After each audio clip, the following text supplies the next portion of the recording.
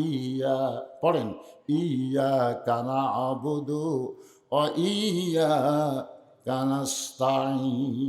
যারা বলতেছে যে বাজান তোরা তো ডিস্টার্ব করতেছিস বারে, এই প্যাকেট আলাই, বিশ্বাস করেন, আপনি বিশ্বাস করেন, ধরে লেবার মায়ের কাছে কন, ওই কিন্তু সিজার করা, বিশ্বাস করেন এখনই প্রমাণ হবে, এই সিজার করা সন্তান। কারণ সিজার করা সন্তান জন্মের 2 দিন আগে বার করে, জন্মের কয়দিন, কারণ 2 দিন পরে তুই নর্মালি হবি, কিন্তু ওর মায়ের অধৈর্যের কারণে ওর পেট কাটছে, পেট কাটা থেকে ঘুমের মধ্যে আছে। ডাক্তাররা কয় খালি কিন্তু লড়েও না, চড়েও না, চোখও মেলায় না। তখন বড় ডাক্তার বলে ওর পেটের থেকে বাইর করে পাও ধরে ঘুরেও, তখন পেটের থেকে বাইর করে পাও ধরে এরকম একটা ঘুরেন দেয়। ওই ঘুরানোর কারণে ওর মাথার যে ঝাঁকি লাগে, ওই ঝাঁকি মরা পর্যন্ত থাকে। এই যে অস্থির হয়ে লাফালাফি করতেছে, মানে ঝাঁকি কাছে। কি মনে করতেছেন? একটা হলো নর্মালে হওয়া, একটা হলো সিজার করা। বাংলাদেশে 3টা জিনিস খেয়াল করবেন। কয়টা? জোরে কোন কয়টা? 1 নম্বর হলো বড় বড় ডাক্তারের সন্তান সিজার করা লাগে না। বড় বড় ডাক্তার কিন্তু সিজার করে না, কারণ ডাক্তার জানে সিজার করলে মায়েরও ক্ষতি, সন্তানেরও ক্ষতি। এই জন্য বড় বড় ডাক্তারের সন্তান নর্মালে হয়। 2 নম্বর হলো, তাহলে কয়টা কইলাম? জোরে কোন কয়টা? 1 নম্বর, বড় ডাক্তারের বইয়ের সিজার লাগে না। মৌলবীর বাড়ি মিলাদ, পীরের বউ, ভালো মুখস্থ করছে। কারণ পীরের বউ জানে মাঝে মধ্যে আমার পীর সাহেব মুড়িদের বইয়ের দিকে চোখ মারি, 1 নম্বর লুচ্চায়, এর হাতে মুড়ি থেকে লাভ কি? শুধু একজনই মুরিদ হয়েছে, তিনি হলেন খাদিজাতুল কুবরা। সর্বপ্রথম নবীর হাতে যিনি কলেমা পড়েছেন, দুনিয়ার কেউ নবীর হাতে কলেমা পড়ে নাই, সর্বপ্রথম যিনি পড়েছেন তিনি হলেন নবীর বিবি খাদিজা। নবী বলেছিল, খাদিজা আপনি আমার বিবি হন, আপনি আমার হাতে কলমা পড়তেছেন। খাদিজা বলে, হুজুর আপনি বাহিরেও যা ভিতরেও তাই, আপনি বাহিরেও যা ভিতরেও তাই, আপনি ভিতরে হুজুর আর বাইরে খেজুর, বা বাইরে হুজুর ভিতরে খেজুর, আপনি তা না।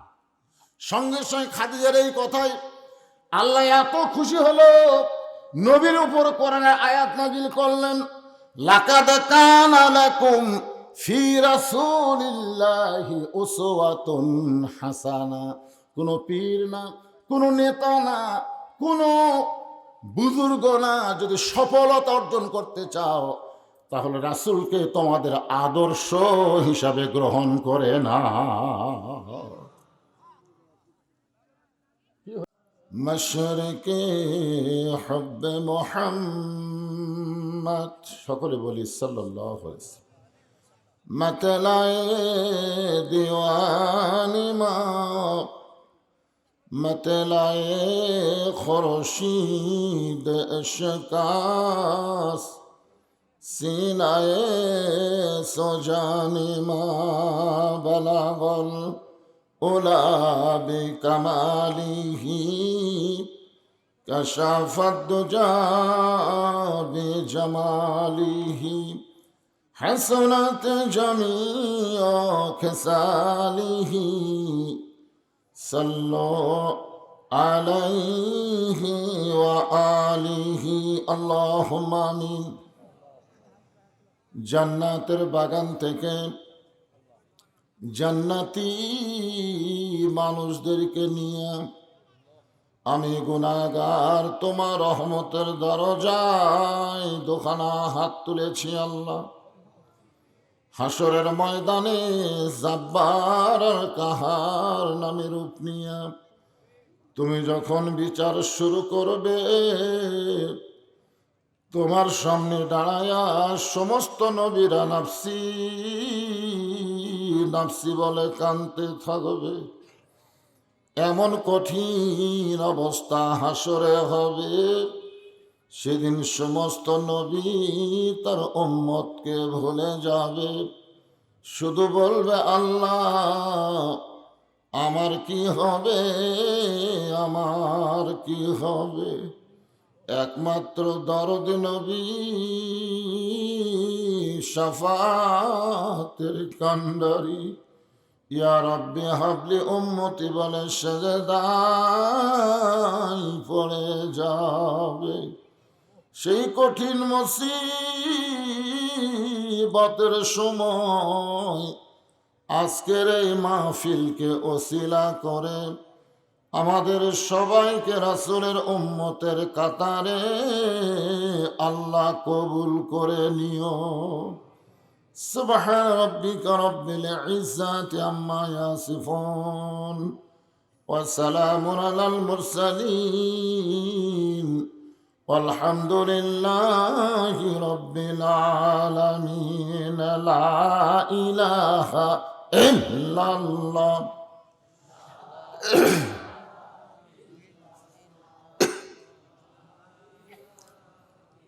মোহব্বত আল্লাহর জিকির। লা ইলাহা ইল্লাল্লাহ, লা ইলাহা। যার দিলে আছে আমার আল্লাহর ভয়। কার ভয়? সবাই জবান খুলে বলেন, কার ভয়? যার মনে আছে আল্লাহর ভয়। আল্লাহ আল্লাহ সব সময়। আহারানিদের ভালো লাগে না এই দুনিয়া, ভালো লাগে না, ভালো লাগে শুধু আল্লাহ। জোরে লা ইলাহা ইল্লাল্লাহ।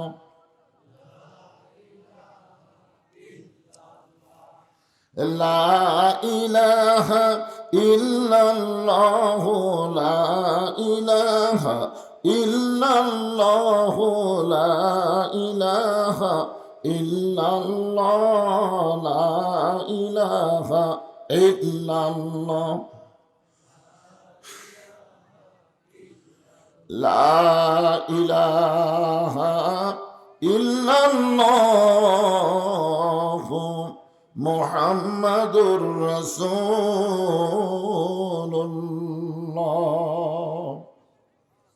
রাসূলের মহব্বতে জবান খুলে সকলে বলি সাল্লাল্লাহু আলাইহি ওয়াসাল্লাম। নগর কুসুম্বী দক্ষিণপাড়া জামে মসজিদ সংলগ্ন আজকের এই তাফসীরুল কোরআন মাহফিলে আল্লাহ তাআলা যিনাকে সম্মানিত সভাপতির আসনে কবুল করেছেন, হাফেজ মোহাম্মদ মঈনউদ্দিন। আজকের এই মাহফিলের সম্মানিত সহসভাপতি জনাব আলহাজ মোহাম্মদ হাফিজুর রহমান, সম্মানিত সভাপতি দ্বয়কে অন্তরের অন্তঃস্থল থেকে আমি শুভেচ্ছা জ্ঞাপন করছি। আজকের এই মাহফিলের সম্মানিত প্রধান অতিথি জনাব মোহাম্মদ রেজাউল করিম,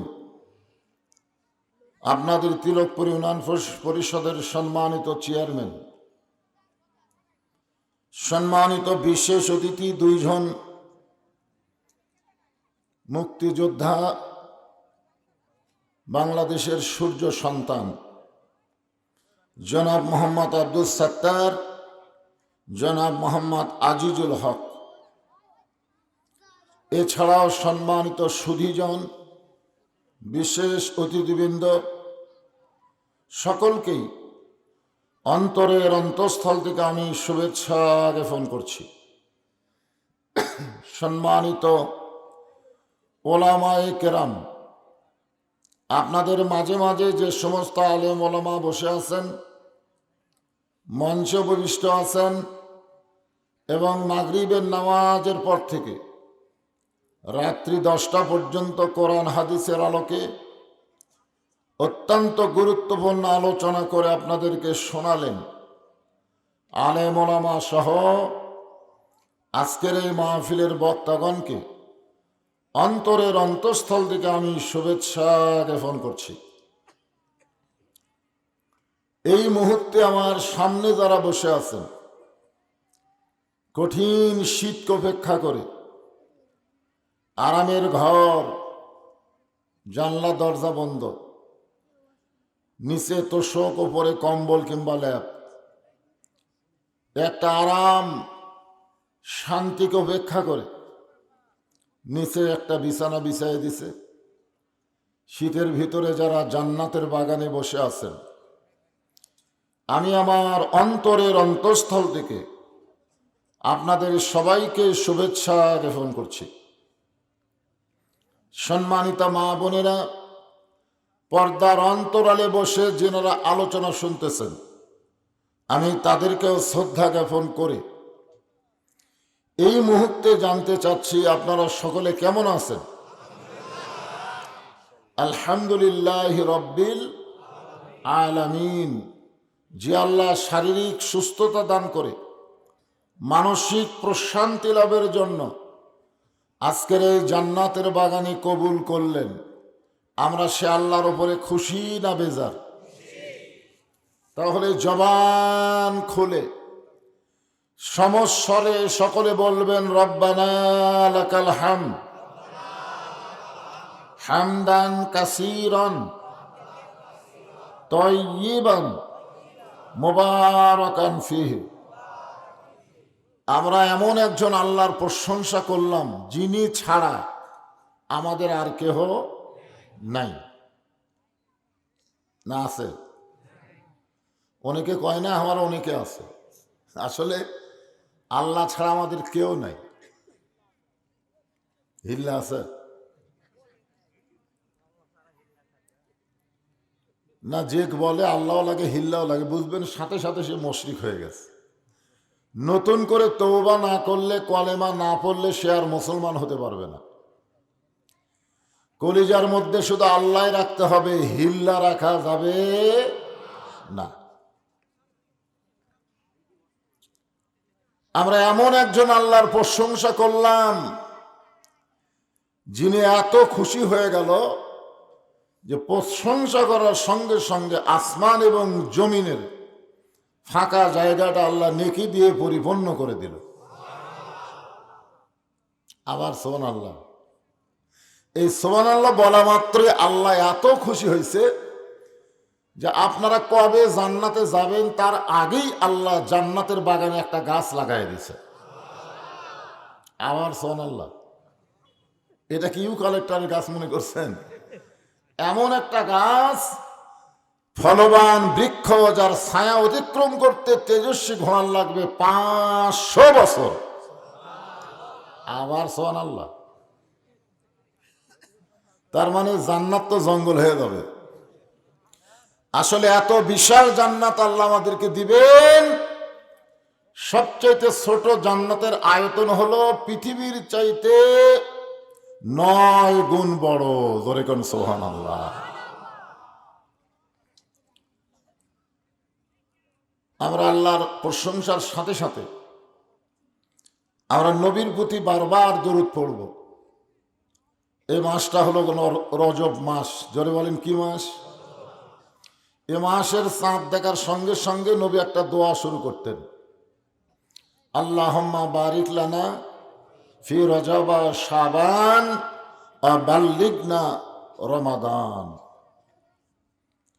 এই দোয়ার বাংলা অর্থ হলো, রজব এবং শাবানকে আল্লাহ বরকতে পরিপূর্ণ করে দাও এবং রমজান পর্যন্ত আমাদের হায়াতকে লম্বা করে দাও। আমরা যারা রজবের চাঁদ পেয়েছি তারা রমজান পাবো, এই বিশ্বাস আমাদের আছে না নাই? কথা বলেন, আছে না নাই? এই কয়জন তো খুব ডিস্টার্ব করবে রে।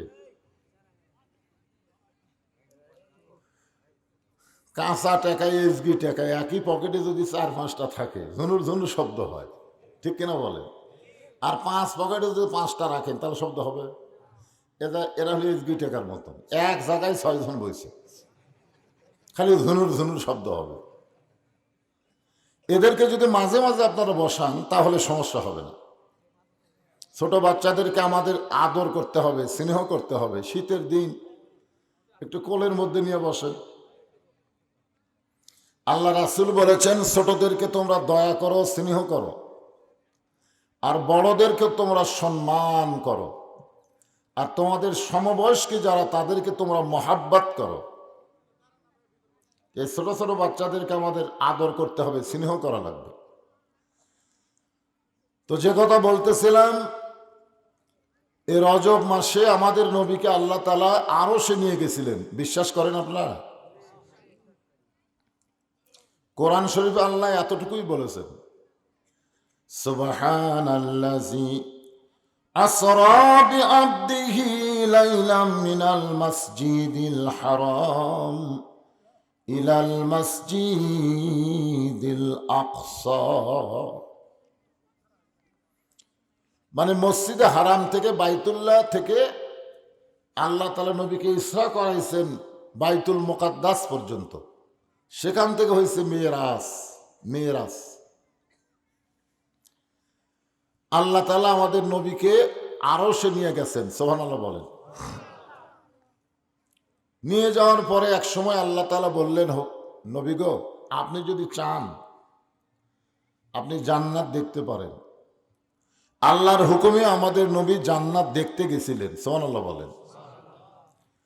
ফেরেশতা জিবরাইল বললেন, হে রাসূলুল্লাহ, জান্নাত থেকে যদি আপনি বের না হন, আল্লাহ আপনাকে বার করে দিবে না। কারণ আল্লাহ কোরআনে করছেন ঘোষণা, ফাদখুলুহা খালিদিন। কেউ যদি একবার জান্নাতে প্রবেশ করে, সে চিরস্থায়ীভাবে জান্নাতে থাকবে। যদি আপনি বের না হন, আল্লাহ আপনাকে বার করে দিবে না। কারণ আপনি তো দুনিয়া থেকেই জান্নাতে ঢুকলেন। দুনিয়া তো খুব একটা ভালো জায়গা না, খুব একটা ভালো জায়গা। কে বলেছেন? আল্লাহ কোরআনে বলেন, বাল তুসিরুনাল হায়াতাদ দুনিয়া ওয়াল আখিরাতু খায়রু ওয়া আবকা। নবী বললেন, জিবরাইল, আমি জান্নাতে থাকার জন্য ঢুকি নাই, আমি জান্নাত দেখার জন্য ঢুকছি। আমি সেই দিন জান্নাতে থাকার জন্য ঢুকব যেদিন আমার সমস্ত উম্মতেরা জান্নাতি হবে। এখন বলেন, এমন একটা নবী আমরা পাইছি যিনি জান্নাতে গিয়েও আমাদের কথা ভোলেনি। আমরা সেই নবীকে কি ভুলতে পারি? জোরে কোন পারি? খালি মুখে না কইলে হবে না তো। নবীকে মনে রাখা আর নবীকে গ্রহণ করা খুব খেয়াল করবেন। আজকে যে আয়াতে কারিমা তেলাওয়াত করেছি সেটাকে সামনে নিয়ে আমি ওয়াজ করব। আমাদের এলাকায় কোনো মানুষ মরে গেলে মরার খবর শুনে সকলে পড়ে ইন্না লিল্লাহি ওয়া ইন্না ইলাইহি রাজিউন। আপনাদের এলাকার খবর কি? একই খবর? আচ্ছা, যদি আওয়ামী লীগ মরে, যদি বিএনপি, যদি জামাত, তার মানে বোঝা গেল বাঁচতে আমরা বহুদল, মরার পরে এক কথা। ঠিক না বলেন? আসলে অনেকে বলে না, ঠিক হলু, ঠিক হইলি হইলি রে, কিন্তু মরার পরে হইলি, এরকম কথা বলে কি বলে না? মানে একটা সাপ খালি সবসময় এরকম এরকম এরকম করে যায়। তো ব্যাং বলতেছে সোজা হয়ে যা, সাপ কয় এটাই আমার অভ্যাস। পরে এক রাখাল সাপকে পিটাই মারছে, মারিয়া সোজা করে রাখছে। তো ব্যাং এসে বলতেছে সোজা হলি হলি, কিন্তু মরার পর। তো আমরা যারা এখানে বসে আছি, দুনিয়াতে এক একজন এক এক দল করতে পারি, জরিকান কথা ঠিক কিনা? কিন্তু মরার সঙ্গে সঙ্গে খবর পাবো যখন, জবান খোলে তখন আমরা বলবো ইন্না লিল্লাহি ওয়া ইন্না ইলাইহি রাজিউন। ভাই মাইকালা ভাই, এই সাউন্ডটা ভম ভম করতেছে, এটা একটু ক্লিয়ার করে। আসলে আয়াতটা আল্লাহ নাজিল করলেন, এখানে আমাদের খেয়াল করতে হবে। আল্লাহ কিন্তু বলতেছেন ইজা, মানে যখন, আসাবাতুহুম মুসিবা, তোমাদের উপরে বিপদ আপদ মুসিবত আসবে, তখন তোমরা বলবে ইন্না লিল্লাহি ওয়া ইন্না ইলাইহি রাজিউন। তাহলে আমরা এই আয়াত কোরআনের যেটা শুনলাম, এখানে কি বুঝলাম? এই আয়াত কি মরার পরে পড়ার জন্যে না বিপদ আপদের জন্যে? বর্তমানে বাংলাদেশের সবচাইতে বড় বিপদের নাম কি কোন? বাংলাদেশেই তো আপনারা বসবাস করতেছেন, না অন্য দেশ থেকে আইছেন? আচ্ছা, বাংলাদেশ আমি বলবো না, আপনাদের এলাকায় সবচাইতে বড় বিপদ কি? যেই বিপদের কারণে যে কোনো মুহূর্তে আপনাদের এলাকায় আল্লাহর গজব আসতে পারে। আপনারা একটু খেয়াল করে দেখেন তো যে আপনাদের এলাকায় সবচাইতে বড় বিপদ কি? বিপদ মানে ফেতনা, ফেতনা মানে বিপদ। আমি আসার সময় দেখলাম আপনাদের এলাকায় সবচাইতে বড় বিপদ হলো কিশোর গ্যাং। মানে এখনো জুয়ান হয়নি, কেবল হবার ভাব। এরাই হলো আপনাদের এলাকায় সবচাইতে বড় বিপদ। আমি আসার সময় দেখলাম দলে দলে আসতেছে। আমি তো জানি আর ওয়াজ শুনবে না, এরা অন্য একটা কিছু করবে। কি মনে করতেছেন? এখন থেকে এরা যেভাবে দলবদ্ধ হয়ে ঘুরতেছে, ভবিষ্যতে এরা যে কি হবে। প্রত্যেকের হাতে একটা করে মোবাইল, প্রত্যেকের হাতে একটা করে মোবাইল। এমনকি আমার মতন হুজুরকে ওরা ভয় করে না। হুজুর একটা সেলফি তুলি তো, দেখছেন হুজুর? হায় হায়, ওর বাপ পর্যন্ত আমাকে সম্মান করে, আর এই শালার সম্মান নাই, এই পুচকা। তো এখন আপনারা বলেন, বর্তমানে আপনাদের এলাকায় সবচাইতে বড় বিপদ হলো এই কিশোর।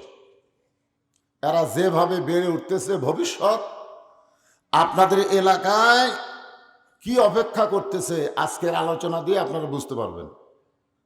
আর যদি এখন থেকে এদের লাগাম টানা ধরেন, লাগাম বোঝেন, আমি বক্তা ওয়াজ দিয়ে ওদেরকে ভালো করতে পারবো না। ওদের ভালো করতে গেলে দায়িত্ব হলো বাপ মার।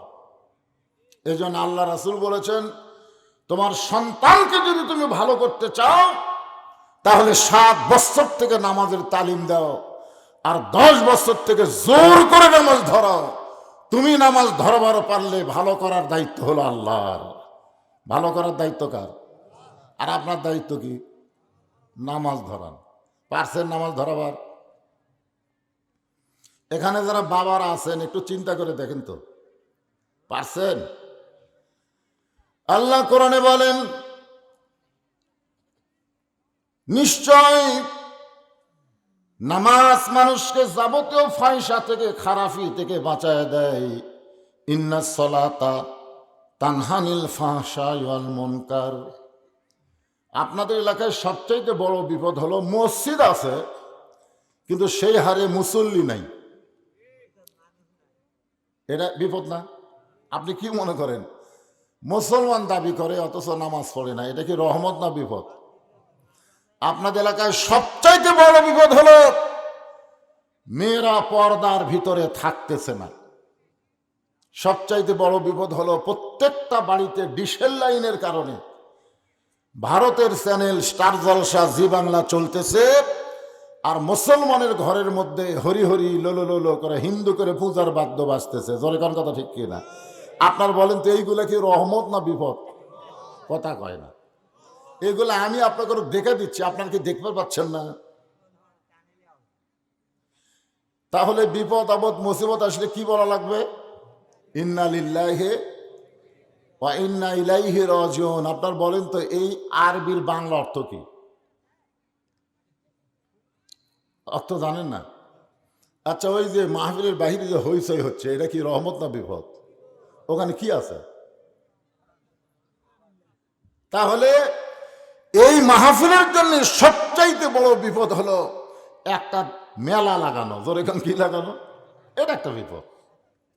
আল্লাহ বললেন, ইজা মানে যখন, বর্তমান যখন তোমাদের উপরে আসাবাতহুম মুসিবা, বিপদ আপদ মুসিবত আসবে, কলু, তখন তোমরা বলবে ইন্না লিল্লাহি ওয়া ইন্না ইলাইহি রাজিউন। কোন বনেরই পাখি তুমি, কোন বনেরই পাখি তুমি, আইলারে কোন বনে, আবার কোন বনেতে যাইতে হবে, পড়ছে নাকি মনে। আপনারা বলেন তো, আমরা কোথায় ছিলাম, কোথায় আসলাম, আবার কোথায় যাব? আপনি জান্নাতে ছিলেন, আপনার বাপ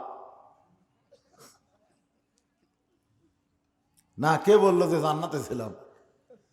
আমরা জান্নাতে ছিলাম না, আমাদের বাপ ছিল। আমাদের বাবা আদম আলাইহিস সালামকে আল্লাহ জান্নাতে রাখছিলেন থাকার জন্য না বাইর করে দেওয়ার জন্য? বোঝা লাগবে। আল্লাহ কোরআনে বলেন, ফাদখুলি ফি ইবাদি ওয়াদখুলি জান্নাতি। যে আল্লাহর বান্দা হবে সে জান্নাতে প্রবেশ করবে। তার মানে যে ইবাদত করবে, ইবাদতের বিনিময়ে আল্লাহ তারে জান্নাত দিয়ে দিবে। আপনারা বলেন তো, আদম নবী কোন ইবাদত করছিল? কথা কয় না। ইবাদত করছিল?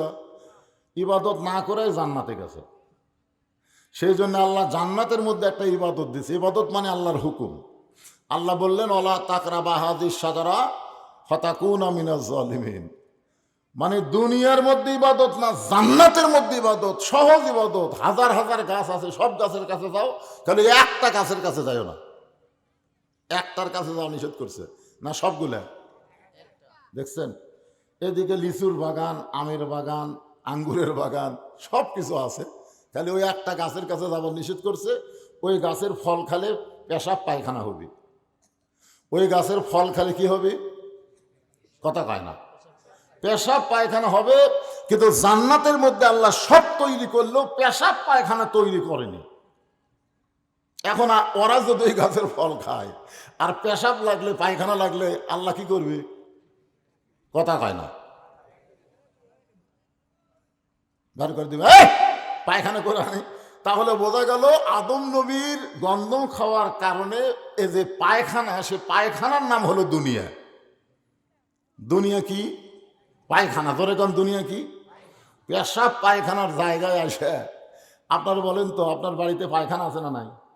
আপনি পায়খানা কত ঘন্টার জন্য যান? কাউকে যদি বলা হয়, ভাই রে 1 ঘন্টা থাকা লাগবে, পাগল, পায়খানা তো 1 ঘন্টা থাকা যায়। তার মানে পায়খানা প্রয়োজনের অতিরিক্ত সময় কেউ থাকবে না। দুনিয়া পায়খানার মতন, এখানে প্রয়োজনের অতিরিক্ত সময় থাকা যাবে না। ধরে কোন কথা ঠিক কিনা? সময় হলে টান দেবে। এই জন্যই তো একটা গানও আছে, চলতে পথে 2 দিন থামিলাম, যাবার কালে একজন আরো দেখা না পাইলাম। ও আমার সাদের মালা যাই রে ছিঁড়ে, রইব না আর বেশি দিন তোদের মাজারে। গান আছে না নাই ভাই? জান আসেন। কিন্তু যেদিন ডাক পড়িবে, কিন্তু যেদিন ডাক পড়িবে, কবর মাঝে যাইতে, জোগাড় কিছু করছো বন্ধু তার মাঝে বিছাইতে। ছোট হন, বড় হন, যুবক হন, বৃদ্ধ হন, আপনারা সবাই গজলের দিকে খেয়াল করছেন? যে কোনো সময় ডাক পড়বে, ঠিক কিনা বলেন? সময় সূচি আছে নাকি? বুড়ার জন্যে, যুবকের জন্য নয়। এই যারা কিশোর গ্যাং করে ঘুরে বেড়াচ্ছে, এরা মনে হয় ওরা লাইনে আছে যে আমার দাদার কাছে আগে আদরে আসবে, তারপরে আমার বাপ, তারপরে আমি, সিরিয়ালে 3 নম্বর। আল্লাহ কয়, পাগলা রে পাগলা তুই। তাহলে বোঝা গেল সিরিয়ালে কোনো সময়সূচি নেই, যে কোনো সময় মৃত্যু হবে। এইটা খেয়াল রেখে আলোচনাটা মনোযোগ দিয়ে শুনবেন। আমার মা বোনের যারা পর্দায় আছেন, আপনারাও গুরুত্ব দিয়ে শোনেন। গভীর রাত্রে আল্লাহর নবী ঘুম থেকে চেতন পাইছে। ঘুম থেকে চেতন পাওয়ার কারণ হলো আমাদের মা, আমাদের সকলের মা খাদিজাতুল কুবরা নবীর হাতটা বুকের মধ্যে নিয়ে ছোট বাচ্চার মতন ফোফায় ফোফায় কাঁদতেছে। আল্লাহ রাসূল বলে, খাদিজা, আমি নবী ঘুম পাড়ি, দুনিয়ার সবাই ঘুম পাড়ে। আপনারা বলেন তো, দুনিয়ার সবাই ঘুম পাড়ে, খালি একজনই ঘুম পাড়ে না, তিনি কে? আরো জোরে কম, তিনি কে? পারে নাকি? একবার মুসা নবী তুর পর্বতে গিয়ে আল্লাহকে বলতেছে, আল্লাহ একলা একলা বসে থাকেন, আপনার ঘুম ধরে না? একলা একলা গল্প করার কেউ নাই। তা আল্লাহ বলে, মুসা তোমার কি হয়, তোমার মনে কি হয়? মুসা বলতেছে, আল্লাহ মনে কিছু কয় না, একটা প্রশ্ন করলাম, আপনি উত্তর দিলেই তো পারেন, এত ঘুরেন কে? আল্লাহ কয়ে, যা উত্তর দেবে, 1 গ্লাস পানি নিয়ে আয়। মুসা নবী এক গ্লাস পানি নিয়ে তুর পর্বতের কিনারায় দাঁড়াইছে। আল্লাহ ঘুমকে বললেন, যা মুসাক ধর। ঘুম আসে, মুসা নবী ধরছে, হাতের গ্লাস পড়ে ভেঙে গেছে। আল্লাহ কয়, মুসা পানির খবর কি? মুসা রাগ করা কয়, তুমি জানো না আমার ঘুম আছে? আল্লাহ কয়, দেখো মুসা, ঘুম থাকার কারণে 1 ঘন্টা 1 গ্লাস পানি তুমি হেফাজত করতে পারলা না। আর আমি আল্লাহর যদি ঘুম থাকে তাহলে গোটা বিশ্ব হেফাজত করবে কে? এই জন্য আল্লাহ বলেছেন, সিনা তাও অলা নাওম, ঘুম তো দূরের কথা, আল্লাহর তন্দ্রাও নেই। আল্লাহ না ঘুমানোর কারণ হলো, আল্লাহর কতগুলো বান্দা খুব চালাক।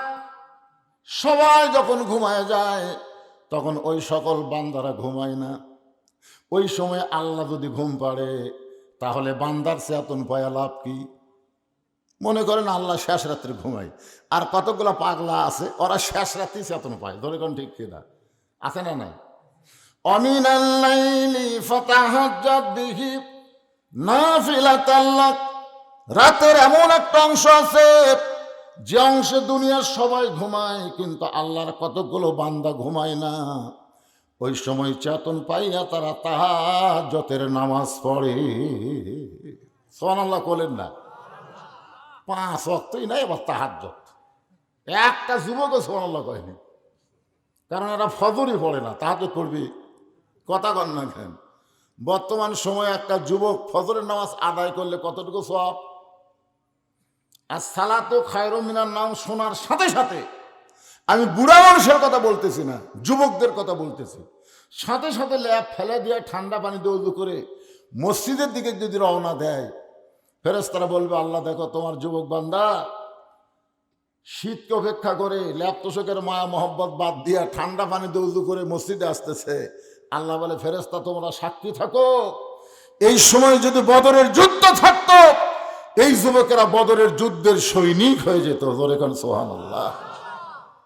কিন্তু আসসালাতু খায়রুম মিনান নাওম শোনার পরে যে যুবকেরা ঘুমায়, 2 কান্দে 2 ফেরেশতা কয়, আল্লাহ ফজরের নামাজের আযান দিয়েছে, এরপরে ওই শালা ঘুম পাড়তেছে, আর কান্দো আমরা থাকবো না। আপনারা বলেন তো, ফেরেশতা রাগ আছে না নাই? কথা কন না কেন? আছে না নাই? আল্লাহ তখন আফসোস করে বলবে, রে যুবক, ফজরে আযান শোনার পরে ঘুম পাড়তেছো, তুমি কি জানো হাসরের ময়দানে আল্লাহ প্রত্যেকটা বান্দাকে বলবো, তোমার শৈশবকালের হিসাব দেওয়া লাগবে না, তোমার বুড়া কালের হিসাব দেওয়া লাগবে না, খালি যৌবনের হিসাব দিয়া তুমি জান্নাতে চলে যাও। তার মানে বোঝা গেল যৌবন কালে নামাজ পড়া লাগবে না ছাড়া লাগবে? আর আমাদের যৌবক কি করতেছে আমরা? আল্লাহর একটু মনোযোগ দিচ্ছি, মরে যাচ্ছি এই দোয়া করতেছে, তারপরেও ওর খেয়াল হয় না আমি এশার নামাজ পড়িনি রে। আমার মনে হয় এশা যারা পড়ে না তারা এই দোয়াও পড়ে না। ঠিক কিনা বলেন? যদি এই দোয়া পড়ে এশার নামাজ আদায় না করে সে ঘুমাতে পারবে? কথা কন না কেন ভাই? এই মুখের খোলেন তো, মুখ মাস্ক দিচ্ছেন আপনার ঘরটা দেখি তো। শোনেন, রজব মাস হলো নামাজের মাস ভাই, মন খারাপ করেন না। তাহলে চিন্তা করেন, আমু তো মানে মরে যাওয়ার দোয়া আপনি পড়তেছেন, অথচ আপনি এশার নামাজ আদায় করেন নাই। তার মানে বোঝা গেল আপনার সাহস বেশি। রাসূল বলেছেন, মান তারাকা সালাতা মুতাম্মিদান ফাকাত কাফারা, ইচ্ছা করে একটা ওয়াক্ত নামাজ যারা বাদ দিল তারা আল্লাহর সঙ্গে কুফরি করলো। আল্লাহর সঙ্গে কি করলো? আচ্ছা, আপনাদের মধ্যে কারা কারা মাগরিব এশা পড়েননি? এরকম কেউ আছেন নাকি? আছে? না না, হাত তুলবার বলতেছি না। সবচাইতে বড় আদালতের নাম হলো বিবেক। বাংলাদেশের যেগুলো আদালত আছে, জজ কোর্ট, হাইকোর্ট, সুপ্রিম কোর্ট, এইগুলো আদালত সব নষ্ট হয়ে গেছে। এখনকার আদালতের বিচার কি জানেন? জালেমগুলো জামিন পায় আর আলেমদেরকে ধরে ধরে ঢুকায় জেলখানায়। কথা ঠিক কি? আমি বাংলাদেশের আদালতের কথা বলতেছি না, আমি বলতেছি আপনাদের কাছে একটা আদালত আছে যার নাম হলো বিবেক। যার নাম কি? বিবেকের আদালত। একবার চিন্তা করে দেখেন তো, এশার নামাজ না পড়ে যারা ওয়াজ শুনতেছেন, ফজরের আগে যদি আপনারা মরে যান, মনে করেন যদি মরে যান, তাহলে আপনাকে ঠিকানা কোথায়? কবরে না জাহান্নামে? কবরে। একটু মনোযোগ দিয়ে শুনবেন। খাদিজা বলে, রাসূলুল্লাহ, আমি তো শব্দ যখন উচ্চারণ করেছি সঙ্গে সঙ্গে আমি দেখতে পাই এমন একটা অন্ধকার কবর, যেই কবরে কোনো দরজা নাই, জানলা নাই। আপনি বলেছেন সর্বশেষে যেই ব্যক্তি মৃত্যুবরণ করবে কবরের ঘরে তাকে 50,000 বছর থাকা লাগবে। সর্বশেষে যেই ব্যক্তি মরবে তার কতদিন? কথা কয় না, কথা কয় না। যেই বাড়ি বানাইছেন ছাদ ঢালাই করে, 3 তলা 4 তলা, কিরে ঘাড় কাট করে দেবে। ঘাড়ের ফেরস্তাকে লাগতিছে রে, লাগতিছে রে। 2 কাণ্ড 2 ফেরস্তা আছে না নাই? আপনি যখন ইনকা করে দেখেন তো এটা ঠাসি পায় না। এটাই কি দেখে রে? এ পাগলা, দেখবার যদি চাস গোরস্থানত যা, গোরস্থানে গিয়ে দেখ। তুই তোর কিরে, তোর চাইতে পাওয়ারফুল, তোর চাইতে ধনী, তোর চাইতে শক্তিশালী মানুষ গোরস্থানে শুয়ে আছে। জোরে কোন কথা ঠিক কিনা? জোরে কোন আছে না নাই? ওই 3 তলা বাড়ি দেখতেছে। 3 তলা বাড়ি দেখার গুরুত্ব বেশি না কবর দেখার গুরুত্ব বেশি? আপনারা কোনটা দেখেন? আপনার এলাকাতে গোরস্থান আছে নাকি? আছে? জি, আমার এখানে আছে। আছে? আচ্ছা, গোরস্থানে ধার দিয়ে যাইতে কি বলা লাগে? আপনারা সালাম দেন না গল্প বলেন? আসসালামু আলাইকুম ইয়া আহলাল কুবুর। গোরস্থানের পাশে দিয়ে যাবেন, সালাম দিবেন, আর বারবার চোখের পানিয়ে বলবেন, ভাই অল্প সময়ের মধ্যে আমরাও তোমাদের সাথী হচ্ছি। দৈনিক যদি 3-4 বার এই কথাটা বলতে পারেন তাহলে কিন্তু আর দুনিয়ার মহব্বত আপনার কলিজার মধ্যে থাকবে না। খাদিজা বলতেছে, রাসূলুল্লাহ, এমন একটা অন্ধকার ঘর, যেই ঘরে কোনো জানলা নাই, দরজা নাই, সাথী নাই, বাতি নাই, সেই ঘরে 50,000 বছর কেমনে থাকবো? আল্লাহ রাসূল বলে, খাদিজা, ওই আল্লাহর শপথ করে বলতেছি, ঈমান গ্রহণ করার পরে আপনি আল্লাহর সঙ্গে যে সম্পর্ক গড়ে তুলেছেন, আল্লাহ আপনার কবরকেও জান্নাত বানায়া দিবে। সুবহানাল্লাহ কইতে কৃপণতা করে না, জোরে সরে করেন সুবহানাল্লাহ। এখন আপনারা বলেন 50,000 বছর যে কবরে থাকা লাগবে, সেই কবর যদি জান্নাত হয়ে যায় তাহলে কোনো সমস্যা আছে? 50,000 কে 1 কোটি বছর হোক, কোনো সমস্যা আছে? আল্লাহ রাসূল বললেন, খাদিজা, ঈমান গ্রহণ করার পরে আপনি আল্লাহর সাথে যে সম্পর্ক গড়ে তুলেছেন, আল্লাহর সাথে সম্পর্ক করবার গেলে আগে যেটা লাগবে তার নাম হলো ঈমান। ধরে কান, তার নাম কি? আমাদের বাংলাদেশের মানুষের ঈমানই নেই, ঈমান নাই। পুলিশ ধরার ভয় করে, আজরাইল ধরার চিন্তা করে না। পুলিশের ভয়ে সব আলুর বাগুনের মধ্যে বাঁশার তলে লুকে আছে। কার ভয়ে? কথা কয় না, কার ভয়ে? ভোটের আগে আমাকে এলাকার যা ধরপাকড় শুরু হয়েছিল বুঝলেন, একজনের বাড়িতে নাই। তাহলে আওয়ামী লীগ ছাড়া অন্য যারা দল করছে এরা কেউ বাড়িতে নেই, সব আলুর বাগুনের বাড়ি বাঁশার তলে লুকে আছে। আপনার বলেন তো কি ধরার ভয়ে? ওই এমন ভাবে লুকে আছে আর বলতেছে ক্ষমতাও নাই, পুলিশ টের পাবে না। আল্লাহ পরীক্ষা করার জন্য পুলিশের পোশাকে ওর কাছে আজরাইল পাঠাছে। ধরে কান কি পাঠাছে? এখন যা বলতেছে, কে রে ভাই, হায় হায় হায় হায়, যে জায়গায় কোনো নেটওয়ার্ক নাই তুই কেমনে খবর পেলি? তো বলে, ভাই আমি পুলিশ না রে, আমি হলো আজরাইল। কান্দন শুরু করছে। আজরাইল বলে, কান্দিস কেন? হাই রে, পুলিশ ধরার ভয়ে আজরাইল ধরবি, এ কথা আমার মনেই নাই রে। হাসি না। আপনারা বলেন তো কোন ধরার গুরুত্ব বেশি, পুলিশ ধরা না আজরাইল ধরা? পুলিশের দিক দিয়ে আসলে এদিক দিয়ে আমরা দৌড় দিয়ে পালাবার পারবো, জোরে কোন ঠিক কিনা? কিন্তু আজরাইল যখন ধরতে আসবে, পালানোর কোনো রাস্তা? জোরে বলেন, আরো জোরে বলেন। কোনো তারিখ নাই রে ভাই, কেউ তারিখ নাই। চাষটলে বসে চিন্তা করতেছে, অমুকের ফাঁসি হলো, অমুকের ফাঁসি হলো, অমুকের ফাঁসি হবে। কান্দের ফেরেশতা কয়, শয়তান, তোর মৃত্যু হবে, তোর মৃত্যু হবে। তুই ফাঁসির চিন্তা করিস, মরার চিন্তা করিস না। ফাঁসির তারিখ আছে, মরার কোনো তারিখ নেই। যেরকম ফাঁসির কি আছে, মরার কোনো তারিখ নেই। অমুক তারিখে রাত 12টায় অমুকের ফাঁসি হবে, কিন্তু আমরা অমুক তারিখে মৃত্যুবরণ করব এই কথা কেউ বলতে পারবো না। বাড়ি থেকে কোরআনের মাহফিলে আইছি, আবার বাড়ি যাবার পারবো তার কোনো গ্যারান্টি। এই অন্তর থেকে কোষ না মুখে মুখে কোষ? মাশাআল্লাহ। এই ছোট বাচ্চারা যদি অন্তর থেকে বলে তাহলে আপনাকে বলতে সমস্যা আছে? যেই বাড়িতে গাইছি সেই বাড়িতে যাওয়ার কোনো গ্যারান্টি। আল্লাহ নবী বললেন, খাদিজা ওই আল্লাহর শপথ করে বলতেছি, ঈমান গ্রহণ করার পরে আপনি আল্লাহর সঙ্গে যে সম্পর্ক গড়ে তুলেছেন, আল্লাহ আপনার কবরকে জান্নাত বানায় দিবে। খাদিজা আরো জোরে জোরে কান্দে। রাসূল বলে, খাদিজা আমার কথাকে আপনার বিশ্বাস হয়নি, আপনি এমন করে কেন কাঁদতেছেন? খাদিজা বলে, রাসূলুল্লাহ আপনার কথা আমার বিশ্বাস হয়, কিন্তু শান্তি পাওয়ার জন্যে, ধরে কান কি পাওয়ার জন্যে? শান্তি পাওয়ার জন্যে আপনার কাছে যদি কিছু চাই আপনি কি আমারে দিবেন না? রাসূল বললেন, নাউজুবিল্লাহ নাউজুবিল্লাহ নাউজুবিল্লাহ। কয়বার? কেন বললেন? আল্লাহ রাসূল বললেন, খাদিজা ঈমান গ্রহণ করার পরে একমাত্র আল্লাহ ছাড়া অন্য কারো কাছে চাওয়া যাবে। ইয়া পড়েন, ইয়া কানা আবুদু ও ইয়া কানাস্তাইন। যারা বলতেছে যে বাজান তোরা তো ডিস্টার্ব করতেছিস, বারে এই প্যাকেটা লাই, বিশ্বাস করেন, আপনি বিশ্বাস করেন, ধরে লেবার মায়ের কাছে কন, ওই কিন্তু সিজার করা। বিশ্বাস করেন, এখনই প্রমাণ হবে, এই সিজার করা সন্তান। কারণ সিজার করা সন্তান জন্মের 2 দিন আগে একবার করে। জন্মের কয়দিন?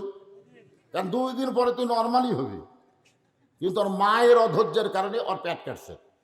পেট কাটা দেখে ঘুমের মধ্যে আছে। ডাক্তাররা কয় খালি কিন্তু লড়েও না, চড়েও না, চোখও মেলায় না।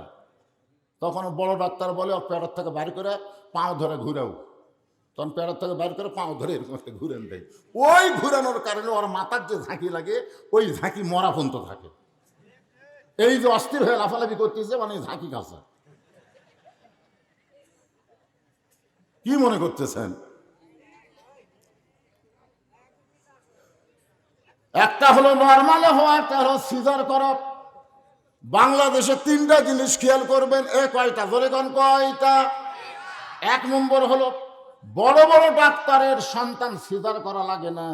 বড় বড় ডাক্তার কিন্তু সিজার করে না, কারণ ডাক্তার জানে সিজার করলে মায়েরও ক্ষতি, সন্তানেরও ক্ষতি। এই জন্য বড় বড় ডাক্তারের সন্তান নর্মালে হয়। 2 নম্বর হলো, তাহলে কয়টা কইলাম? ধরে কোন কয়টা? 1 নম্বর বড় ডাক্তারের বইয়ের সিজার লাগে না। মৌলবীর বাড়ি মিলাদ, পীরের বউ ভালো মুখস্থ করছে। কারণ পীরের বউ জানে মাঝে মধ্যে আমার পীর সাহেব মুড়িদের বইয়ের দিকে চোখ মারে, 1 নম্বর লুচ্চায়, এর হাতে মুড়ি থেকে লাভ কি? শুধু একজনই মুরিদ হয়েছে, তিনি হলেন খাদিজাতুল কুবরা। সর্বপ্রথম নবীর হাতে যিনি কলেমা পড়েছেন, দুনিয়ার কেউ নবীর হাতে কলেমা পড়ে নাই, সর্বপ্রথম যিনি পড়েছেন তিনি হলেন নবীর বিবি খাদিজা। নবী বলেছিল, খাদিজা আপনি আমার বিবি হন, আপনি আমার হাতে কলমা পড়তেছেন। খাদিজা বলে, হুজুর আপনি বাহিরেও যা ভিতরেও তাই। আপনি বাহিরেও যা ভিতরেও তাই। আপনি ভিতরে হুজুর আর বাইরে খেজুর, বা বাইরে হুজুর ভিতরে খেজুর, আপনি তা না। সঙ্গে সঙ্গে খাদিজার এই কথায় আল্লাহ এত খুশি হলো, নবীর উপর কোরআনের আয়াত নাজিল করলেন, লাকাদ কানা লাকুম ফি রাসূলিল্লাহি উসওয়াতুন হাসানা। কোনো পীর না, কোনো নেতা না, কোনো বুজুর্গ না, যদি সফলতা অর্জন করতে চাও তাহলে রাসূলকে তোমাদের আদর্শ হিসাবে গ্রহণ করে না।